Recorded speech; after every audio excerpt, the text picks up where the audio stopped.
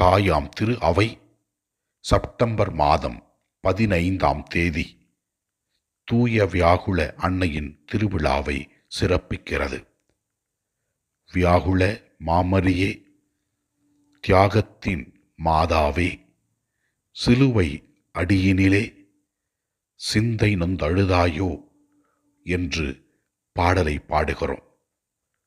வியாகுல மாமரியே, தியாகத்தின் மாதாவே, சிலுவை அடியினிலே சிந்தை நொந்தழுதாயோ. 12 வயதில் இயேசு ஆண்டவர் தொலைந்தபோது அன்னை மரியாள் துயருற்றார். ஆண்டவர் இயேசு சொன்னார், என் தந்தையின் பணியில் நான் ஈடுபட்டிருக்க வேண்டும் என்று.